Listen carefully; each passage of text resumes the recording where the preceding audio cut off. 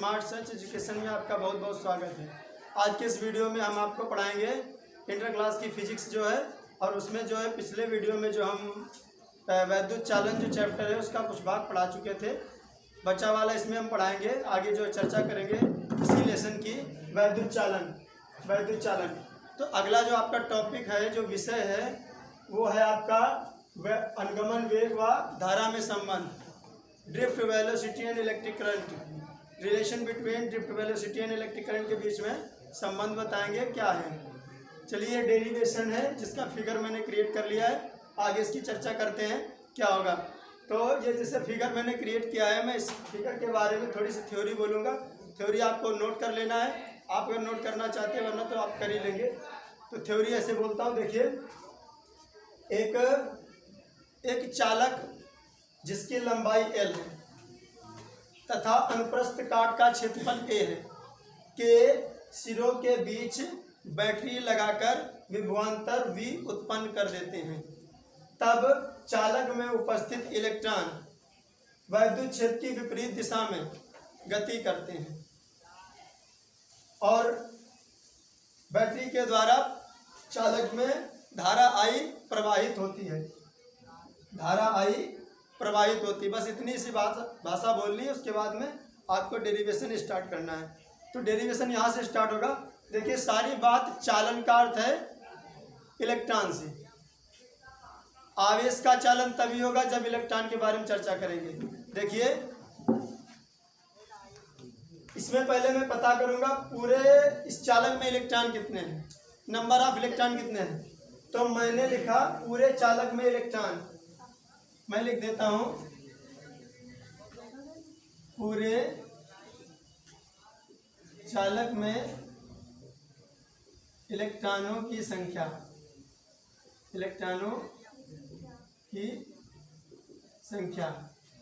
Capital N है। अनुप्रस्थ काट का क्षेत्रफल कितना है, A है। और एकांक, एक इलेक्ट्रॉन जो है उसमें इकाई क्षेत्रफल में उसका इलेक्ट्रॉन है 1। तो उसको पहले एकांक आयतन में इलेक्ट्रॉन कितना है, एकांक आयतन में, क्यों? क्योंकि ये क्षेत्रफल है, लंबाई भी है, पूरा आयतन होगा, और आयतन में पूरे आयतन में इलेक्ट्रॉन होंगे। तो पहले मैं बोलूँगा एकांक आयतन में इलेक्ट्रॉन कितने हैं। देखिए, एकांक आयतन में इलेक्ट्रॉन E, और पूरा आयतन और लंबाई कितनी है, लंबाई, चालक की लंबाई L। तो मैं ऐसे कह लेता हूं कि पूरे चालक में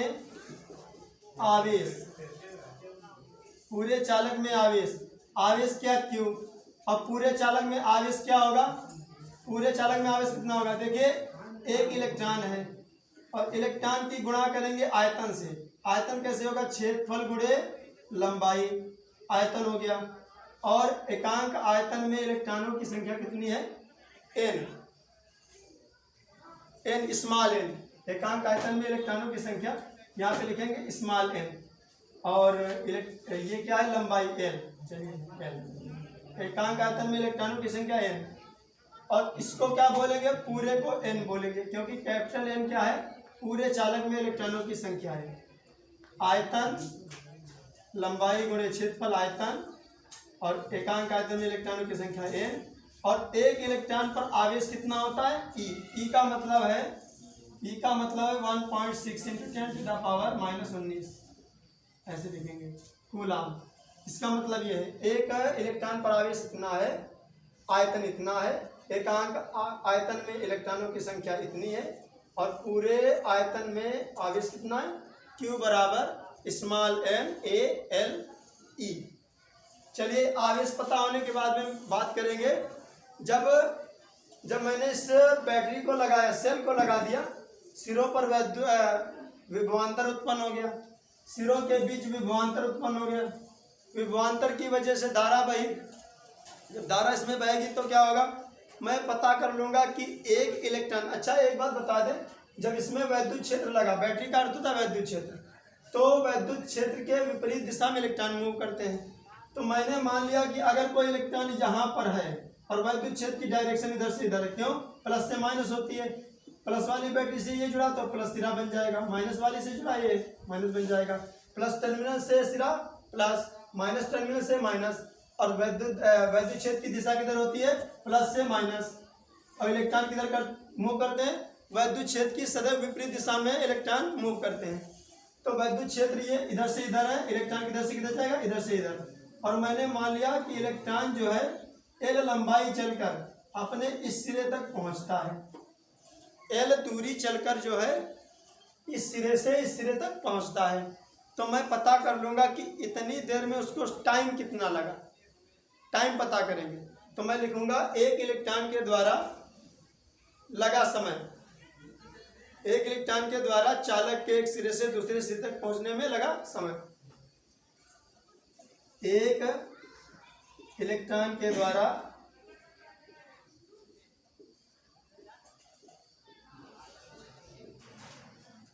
चालक के एक सिरे से दूसरे सिरे तक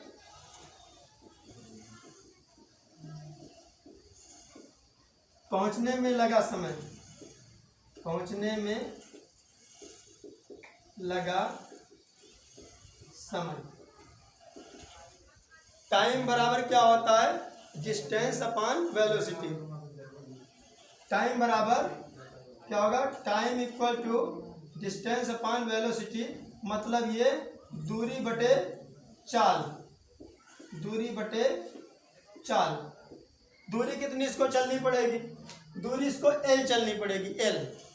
और चाल से कौन सी चाल से चलेगा? मैंने इससे पहले बता चुका हूं कि जब चालक के सिरों के मध्य कोई विभवांतर बैटरी लगा के विभवांतर उत्पन्न किया जाता है, तो ये जो अनियमित गति कर रहे इलेक्ट्रॉन जो होते हैं वो एक नियमित गति से चलने लगते हैं, एक नियमित गति से, और उनकी नियमित गति को ही अनुगमन वेग कहते हैं।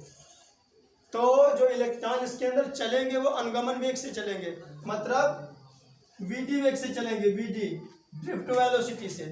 तो वेग क्या लिखेंगे? Drift velocity. टाइम बराबर दूरी कितनी चलेंगे? एल, एल दूरी चल कर आएंगे, और कितना? वीडी चाल से।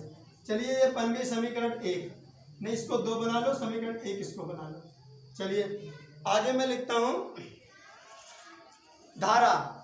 जब आप बैटरी लगाएंगे तो धारा भी बहेगी, तो धारा देखते कितनी बहेगी। मैं लिखता हूँ धारा बराबर चालक में प्रवाहित धारा, I इक्वल टू, धारा बहेगी क्या? I बराबर Q अपॉन T। चालक में प्रवाहित धारा बराबर आवेश बटे समय, Q अपॉन T। अब क्या करेंगे? ये थर्ड बन गई, थर्ड इक्वेशन नंबर थर्ड।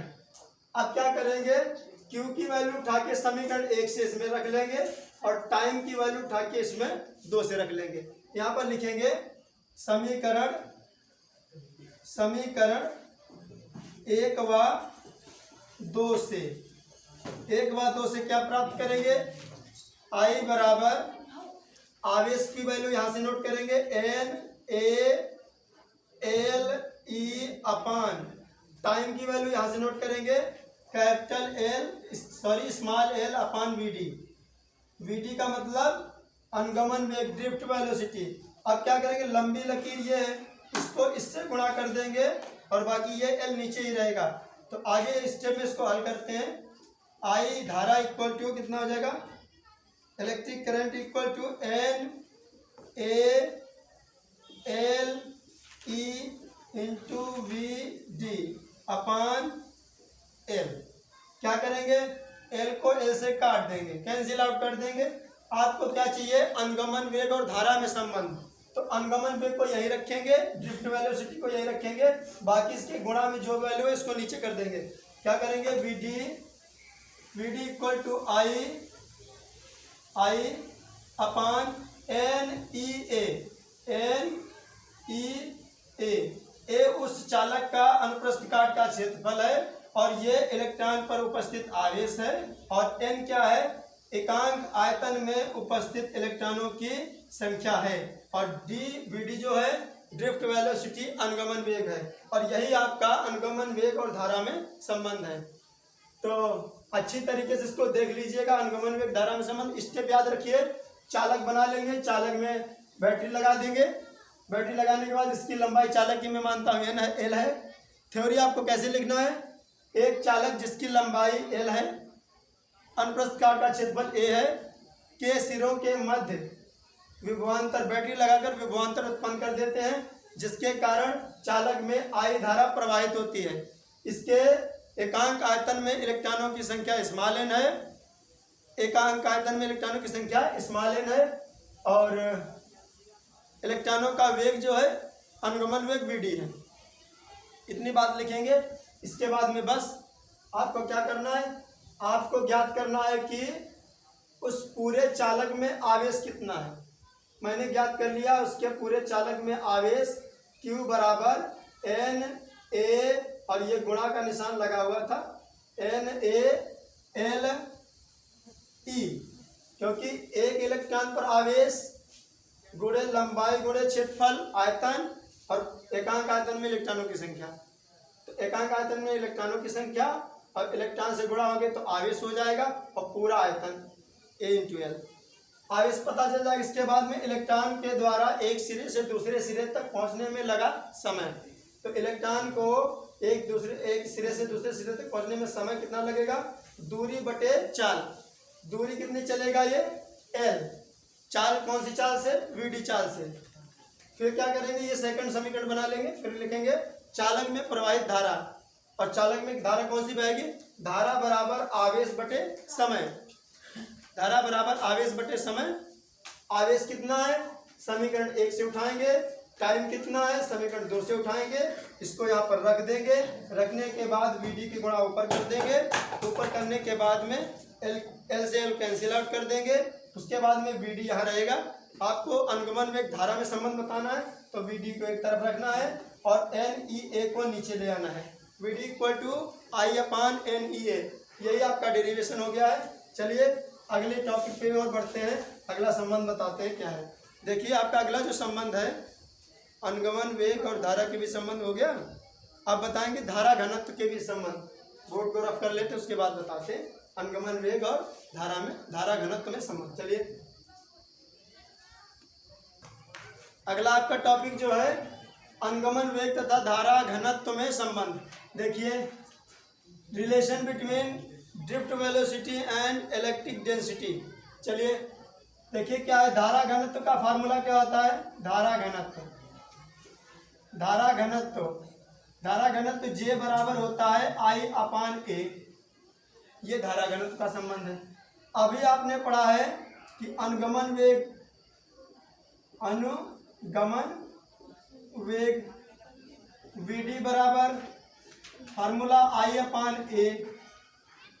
ठीक है। अब आपको धारा घनत्व और अनुगमन वेग में संबंध बताना है। I/NEA।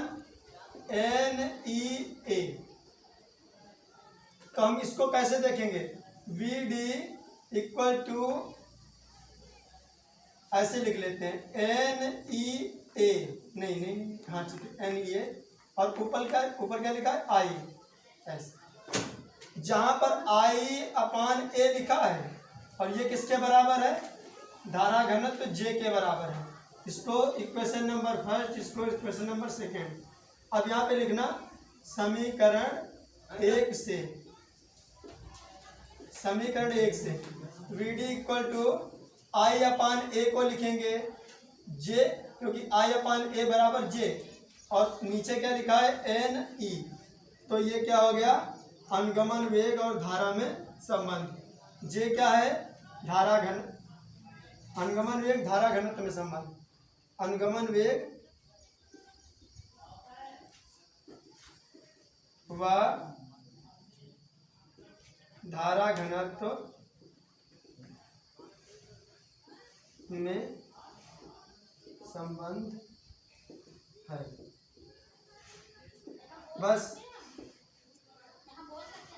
VD equal to J/NE, यही है अनुगमन वेग और धारा में संबंध। चलिए आपका अगला जो है वो आगे आता है ओम का नियम। फिर ओम के नियम के अनुगमन वेग के आधार पर ओम के नियम का सत्यापन है, हम आपको उसको सत्यापित करके दिखाएंगे। इससे पहले ओम का नियम पढ़ लीजिए, उसके बाद में बताते हैं। अगला टॉपिक है ओम का नियम। चलिए इसको रफ कर देते हैं। आपका अगला टॉपिक है ओम का नियम। सन 1828 ईस्वी में जर्मन वैज्ञानिक सर जॉर्ज साइमन ओम ने वैद्युत धारा, किसी चालक में बहने वाली वैद्युत धारा और उसके सिरों पर लगाए गए विभवांतर में एक संबंध स्थापित किया था और एक नियम प्रतिपादित किया था जिसे ओम का नियम कहते हैं। ओम के नियम के अनुसार यदि किसी चालक की भौतिक अवस्थाएं जैसे ताप, दाब, लंबाई इत्यादि अपरिवर्तित रहे या परिवर्तित न की जाएं तो उनमें प्रवाहित धारा, तो उस चालक में प्रवाहित धारा आई उसके सिरों पर लगाए गए विभवांतर वोल्टेज V के समानुपाती होता है। तो क्या लिखेंगे ओम के नियम के अनुसार सन 1828 ईस्वी में जर्मन वैज्ञानिक सर जॉर्ज साइमन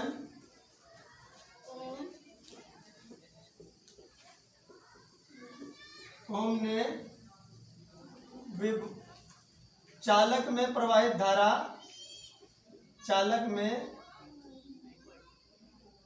धारा आई व उसके सिरों के बीच के सिरों पर लगाए गए विभवांतर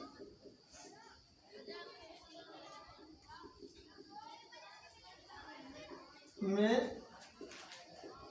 संबंध स्थापित करते हुए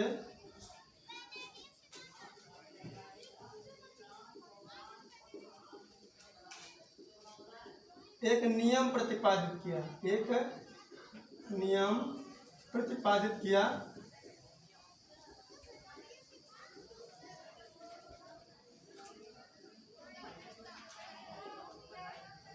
जिसे ओम का नियम कहते हैं।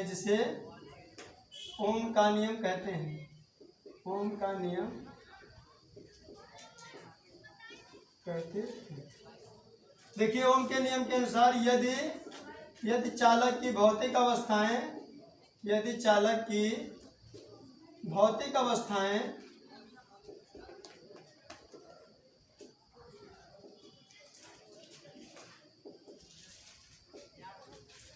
कौन कौन सी हैं? ताप, दाब,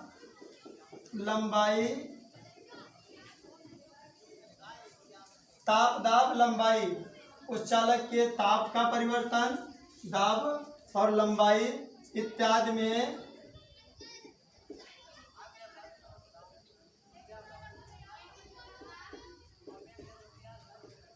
परिवर्तन ना किया जाए या अपरिवर्तित रहे तो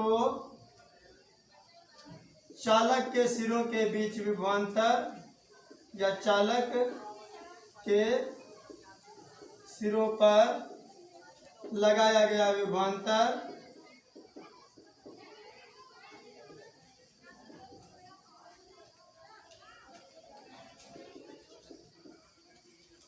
V जो है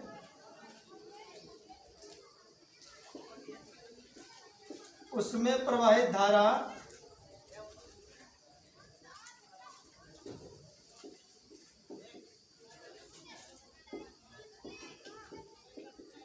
I के समानुपाती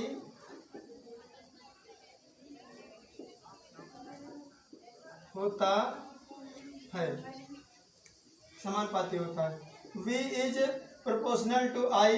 और इन्होंने कहा कि यदि उस में प्रवाहित धारा I और उसके सिरों पर लगे हुए विभवांतर V में ग्राफ खींचा जाए तो एक सरल सीधी रेखा प्राप्त होती है और उसे ही प्रतिरोध का नाम दिया। उन्होंने क्या बोला कि वही प्रतिरोध है।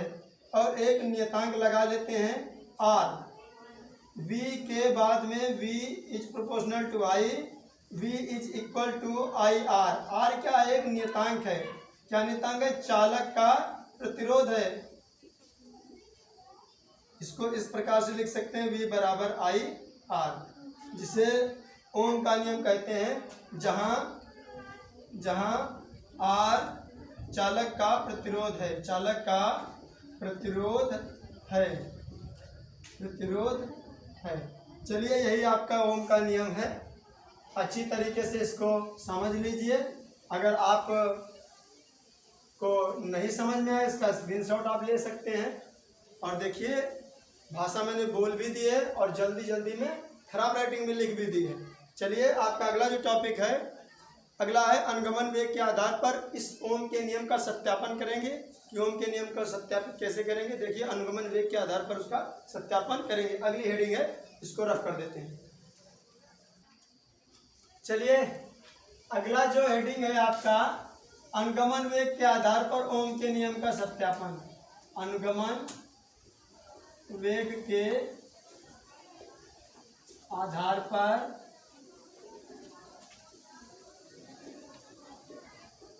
ओम के नियम का सत्यापन या व्युत्पत्ति। सत्यापन आप कह सकते हैं, व्युत्पत्ति मतलब डेरिवेशन। ये आपकी हेडिंग है। चैप्टर आपका है वैद्युत चालन। फिगर को मैंने इसलिए नहीं मिटाया था क्योंकि फिगर काम आ गया है हमारे, फिर से वही फिगर बनेगा। और इसमें क्या करना है, थ्योरी बिल्कुल सेम वैसे ही लिख लेना है कि एक चालक है जिसकी लंबाई L है, अनुप्रस्थ काट का क्षेत्रफल A है, इसमें एकांक आयतन में मुख्य इलेक्ट्रॉनों की संख्या N है, स्मॉल n है, और इसके सिरों पर लगाए गए बैटरी का विद्युत वाहक बल E है, विद्युत वाहक बल E है। इसके सिरों के बीच उत्पन्न विभवांतर V है। इतनी बात लिख लेना। इसमें प्रवाहित धारा I, इतनी भाषा लिखनी है हर बार में। अब आपको लिखना है कि जो इसके सिरों पर बैटरी लगाई गई है उसका वैद्युत क्षेत्र कितना होगा, इसके वैद्युत क्षेत्र की तीव्रता कितनी होगी। जो वोल्टेज लगाया गया है, बैटरी का जो विद्युत वाहक बल, ये जो बैटरी लगाई गई उसका वोल्टेज भी है, और उसके कारण जो इसके सिरों के बीच विभवांतर उत्पन्न हुआ है, तो उसके कारण जो है इसके सिरों पर वैद्युत क्षेत्र की तीव्रता कितनी है। कोई भी आप बैटरी किसी भी चालक के सिरों के मध्य लगाएंगे, टर्मिनल को जोड़ेंगे, तो उस चालक के सिरों के बीच वैद्युत क्षेत्र उत्पन्न हो जाता है, और वो वैद्युत क्षेत्र उन इलेक्ट्रॉनों पर अपनी वैद्युत क्षेत्र की विपरीत दिशा में बल लगाता है, वैद्युत बल। तो वैद्युत क्षेत्र उत्पन्न होगा, उसी वैद्युत क्षेत्र की तीव्रता को हम इसमें पहले बताएंगे आपको। तो मैं लिखूंगा पहले चालक, भाषा लिखने के बाद में आप जब उसकी थ्योरी लिख लेना तो उसके बाद में ये लिखना, चालक के सिरों पर लगे विभवांतर V के कारण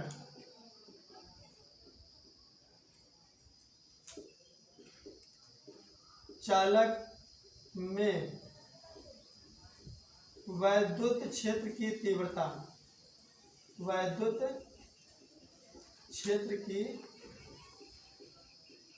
तीव्रता। देखिए, वैद्युत क्षेत्र की तीव्रता को E से डिनोट किया जाता है, E से।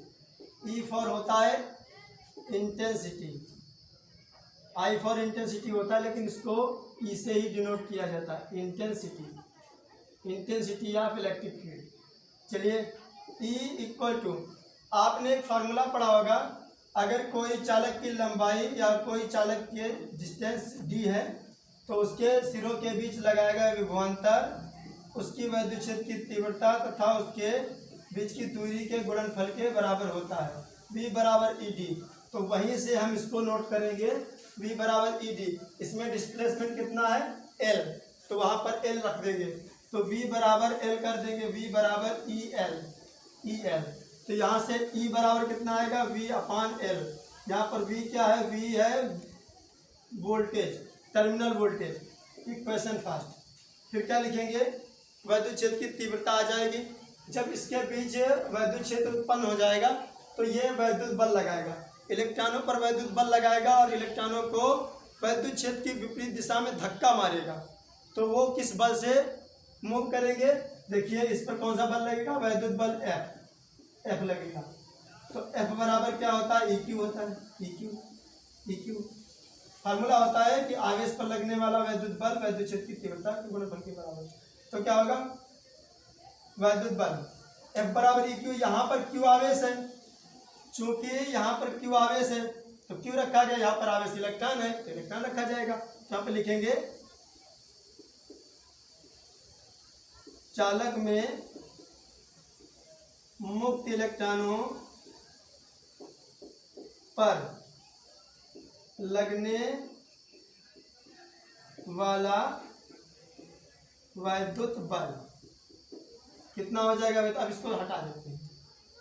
चलिए, वैद्युत बल F बराबर E और E, क्यों, क्योंकि F बराबर EQ होता है। यहाँ पर Q आवेश तो Q रखा गया है, बट यहाँ पर आवेश को इलेक्ट्रॉन माना गया तो E रखा है। लेकिन एक चीज यहाँ पर माइनस लग जाएगा। माइनस केवल इस बात को प्रदर्शित करेगा कि इलेक्ट्रॉन वैद्युत क्षेत्र की विपरीत दिशा में गति कर रहा है, बस इस बात को दिखाएगा और कोई बात नहीं है। माइनस चिन्ह का और कोई रोल नहीं है। माइनस चिन्ह का मतलब है इलेक्ट्रॉन जो है वैद्युत क्षेत्र की विपरीत दिशा में गति करेगा। चलिए, F is equal to minus E, ये सेकेंड बन गया। और जब भैया किसी इलेक्ट्रॉन पर बल लगेगा तो बल के कारण त्वरण उत्पन्न होता है। तो मैं लिखूंगा कि चालक में मुक्त इलेक्ट्रॉनों पर बल के कारण, वैद्युत बल के कारण इलेक्ट्रॉनों में उत्पन्न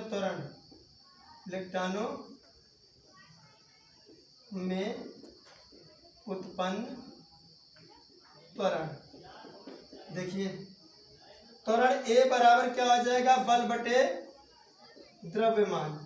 और यहाँ पर M जो है इलेक्ट्रॉन का द्रव्यमान है। फिर क्या करेंगे, 3A बन गए 3 ऐसे। अब हम इनको तीनों को आपस में मिलाएंगे, लेकिन अभी नहीं, थोड़ा आगे चर्चा दूसरी बात की करेंगे। इसको अभी नहीं मिलाएंगे आपस में, अब इसको यहीं पड़ा रहने देंगे और दूसरी बात करेंगे, इसको यहीं पर रोक देंगे। जब किसी में त्वरण होता है तो वेग होता है, वेग बदलेगा। प्रारंभिक वेग u होगा तो उसका v हो जाएगा। तो मैं लिखूंगा यहाँ पर कि चालक में मुक्त इलेक्ट्रॉनों में त्वरण के कारण वेग परिवर्तन होता है और औसत समय को श्रांतिकाल टाउ कहते हैं। क्रमागत टक्करें होती हैं और क्रमागत टक्करों में जो समय लगता है उसके औसत समय को श्रांतिकाल टाउ कहते हैं। और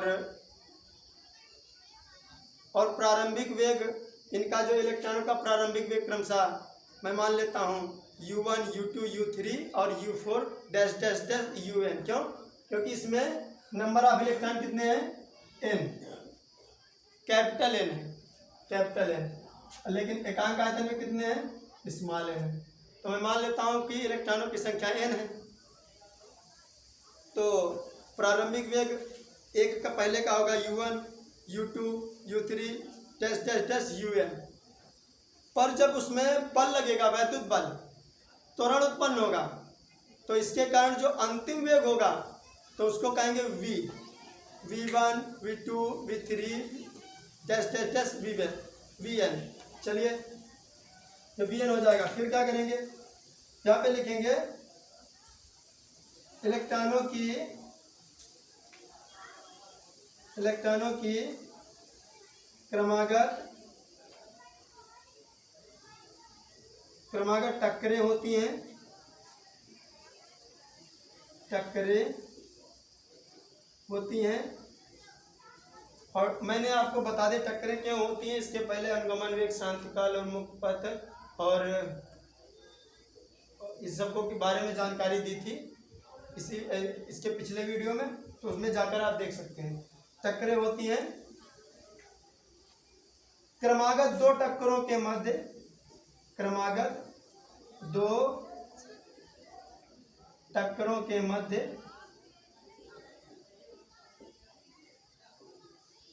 लगने वाले औसत समय को, लगने वाले औसत समय को, लगने वाले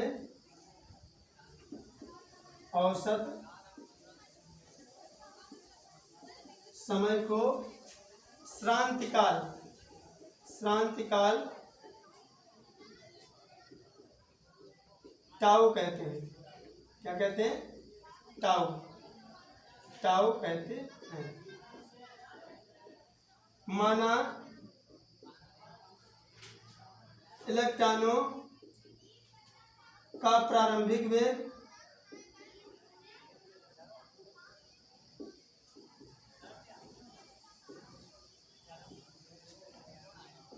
क्रमशः U1, U2, U3 UN है तथा प्रत्येक टक्कर में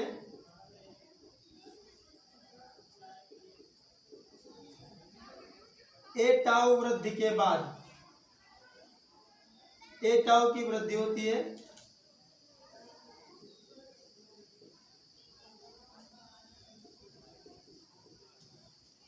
अंतिम वेग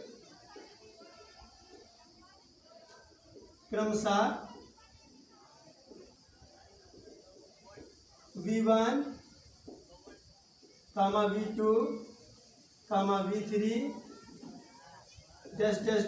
VN है।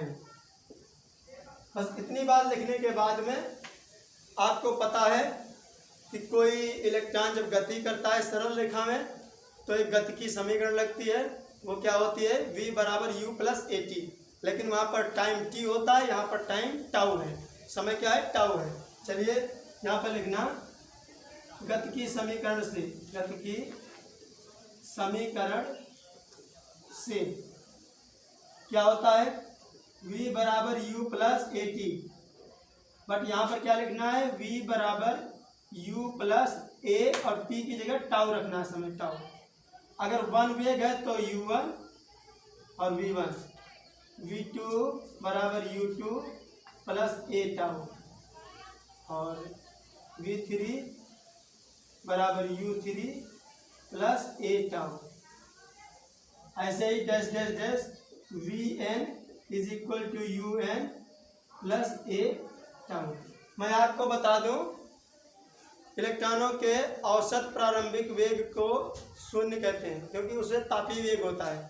इलेक्ट्रॉनों का प्रारंभिक औसत वेग शून्य होता है, प्रारंभिक वेग तापीय वेग कहलाता है और उसका मान 0 होता है। अभी हम आगे करेंगे डेरिवेशन तो आपको बताएंगे। चलिए इतना आपका नोट हो गया है तो बोर्ड को रफ करना पड़ेगा, लेकिन ऐसा करें इसको मैं रफ कर देता हूँ, यहाँ पर आपको बता देता हूँ इसके आगे पीछे। चलिए इलेक्ट्रॉनों के औसत वेग को ही अनुगमन वेग कहते हैं। मुक्त इलेक्ट्रॉनों के औसत वेग को ही अनुगमन वेग कहते हैं और इनके वेग कितने? V1, V2, V3 dash dash dash VN, N electron है इसलिए। चलिए मैं लिखता हूँ इलेक्ट्रॉनों के मुक्त इलेक्ट्रॉनों के औसत वेग को ही अनुगमन वेग VD कहते हैं। ये बात हमने इसके पहले वाले वीडियो में बताई थी। अनुगमन वेग VD कहते हैं औसत वेग को। औसत कैसे निकालेंगे? तो औसत निकालेंगे अनुगमन वेग बराबर अनुगमन वेग Vd बराबर औसत कैसे निकालेंगे, V1 plus V2 plus V3 plus dash dash dash कहाँ तक जोड़ेंगे, Vn तक, और नंबर ऑफ इलेक्ट्रॉन कितने n है तो इसीलिए n से इसको भाग करेंगे, औसत निकल आएगा। सभी V1 V2 V3 का सबका मान रख लेंगे यहाँ पर। जब मान उठा के रखेंगे क्या आएगा, बराबर आएगा U1 plus A tau U2 plus A tau U3 plus A tau plus dash dash dash UN plus A tau. क्या है, UN plus A tau, UN plus A tau. इसके बाद में नीचे क्या लिखना है, n, और क्या करना है, जो एक तरह के अंक हैं, जो संख्याएं, इनको एक तरफ कर लेंगे, थोड़ा सा इनको अलग अलग कर लेंगे। कैसे, देखिए ए टाउ को अलग कर लेंगे, U1 U2 U3 ऐसे ऐसे इनको अलग कर लेंगे। तो क्या करेंगे, U1 plus U2 plus U3 dash dash dash UN, और जो n है इसके बटे में आ जाएगा। देखिए जो अंश में होती है वैल्यू हर जो है प्रत्येक के बटे में जाता है। प्लस लगाइए, ये ए टाउ ऐसे ए टाउ कितनी बार है, n बार है, तो मैंने n से गुणा कर दी, ए टाउ का योग हो गया। फिर क्या है, नीचे जो n था इसको भी इसके नीचे करेंगे, n से n कैंसिल आउट हो जाएगा, तो फिर यहाँ पर कितना आएगा। अच्छा मैं आपको फिर मैं वो बात बता देता हूँ, प्रारंभिक औसत प्रारंभिक वेग जो होता है तापीय वेग कहलाता है, इसका मान 0 होता है। तो ये औसत है, प्रारंभिक वेग है कि नहीं है, और प्रारंभिक वेग का ये औसत है, एवरेज ऐसे तो निकाला जाता है, और ये 0 होता है, मैंने अभी बताया। औसत प्रारंभिक वेग 0 होता है, यहाँ पे लिख देता हूँ, औसत प्रारंभिक वेग 0 होता है, 0 होता है। इसे तापीय वेग कहते हैं। क्या कहते हैं, तापीय वेग, इसे तापीय वेग कहते हैं। तो मुक्त इलेक्ट्रॉनों का औसत प्रारंभिक वेग 0 होता है, इसको मैं 0 कर दूंगा, ये 0, और n से n कट गया, यहाँ पर कितना बचा, ए टाउ। अब बारी आपकी आ गई है Vd equal to a tau. अब बारी आ गई आपको उस ए टाउ की वैल्यू रखने का, ए की वैल्यू रखने का, और टाउ तो रखा ही है, तो रख लीजिए Vd बराबर, यहाँ पर लिखो समीकरण 1 2 व 3 से, 1 2 व 3 से। देखिए क्या उठाओगे, एक बराबर कितना है, F अपान M, यहाँ पर F अपान M रख लेंगे, और टाउ लगाए तो टाउ लगा लेंगे, टाउ गुणा में टाउ। फिर क्या है, F बराबर कितना है, दूसरी समीकरण से माइनस ई, नीचे क्या है M, और यहाँ पर टाउ लगा लेंगे। फिर पहली समीकरण से E का मान कितना है, V अपान L, मैं रख लेता हूँ Vd इक्वल टू माइनस का V की वैल्यू कितनी है, V अपान L, और E और टाउ अपान में M। और मैंने कहा माइनस रखना नहीं, माइनस चिन्ह केवल ये बताता है कि वो विपरीत दिशा में गति कर रहे इलेक्ट्रॉन हैं, ऐसे इसको हटा देंगे। VE टाउ अपान ML या LM, इतना आ गया। अब इसके बाद में क्या करेंगे, देखिए Vd और धारा में कितना संबंध होता है। देखो ये तो वेग है, हमको धारा निकालनी पड़ेगी कि इस चालक जो था इसमें धारा कितनी है। देखिए आपको मालूम है अनुगमन वेग Vd और धारा में संबंध क्या होता है, Vd is equal to NEA। चूंकि Vd is equal to NEA, जब इसका मान उठा के यहाँ रखोगे तो क्या आ जाएगा, देखिए इसको थोड़ा सा रफ कर देते हैं, यहाँ पे से कर देते हैं ऐसे। तो Vd बराबर क्या है, I अपान NEA। इसके पहले संबंध बता चुके हैं, Vd और I में संबंध, I अपान NEA, और यहाँ पर क्या है V अपान L, E टाउ अपान M। आपको क्या करना है, I को यही रहने देना, V को यहाँ रखना। ये V कौन सा है, ये वी वोल्टेज वाला वी कैपिटल वी बनाना, इसको थोड़ा सा आगे हल करते हैं अगले स्टेप में। तो देखिए वी को यहाँ रखना है, बराबर का निशान लगाना है, एम एल को यहाँ गुणा करनी है, एम और एल, और जो ई टाउ है वो ई टाउ को इसके बटन लाना, वी के बाद में जब यहाँ से लाओगे यहाँ लाना है ई टाउ, एन रखना, एन रखेंगे, एन ई और ई का गुणा हो जाएगा ई स्क्वायर, ए का मतलब ए और टाउ का नीचे आएगा टाउ, और साथ में ये जो गुणा में आई था यहाँ पर आई रहेगा ऐसे। और जो इसमें जो ये वैल्यू है ये एक नियतांक है, एम एल अपान एन ई स्क्वायर ए टाउ, ये एक नियतांक है जिसे कहते हैं चालक का प्रतिरोध। यहाँ पे लिख देंगे एम एल अपान एन ई स्क्वायर ए टाउ एक नियतांक है जिसे चालक का प्रतिरोध आर कहते हैं, आर कहते हैं। और जब इसकी जगह पर आर रखेंगे तो देखिए क्या आएगा, V इज इक्वल टू, इसकी जगह रखेंगे आर और आई, और जब आप इसका थोड़ा सा आगे बढ़ाएंगे तो आर एक नियतांक है, इसको हटाकर प्रोपोर्शनल का निशान लगा देंगे समानुपात का, और यही तो ओम का नियम था, V बराबर आई आर। तो ओम का नियम आ गया, ओम का जो सूत्र है आ गया, V बराबर आई आर। इसी को कहते हैं ओम के नियम का सत्यापन या व्युत्पत्ति। अनुगमन वेग के आधार पर ओम के नियम का सत्यापन।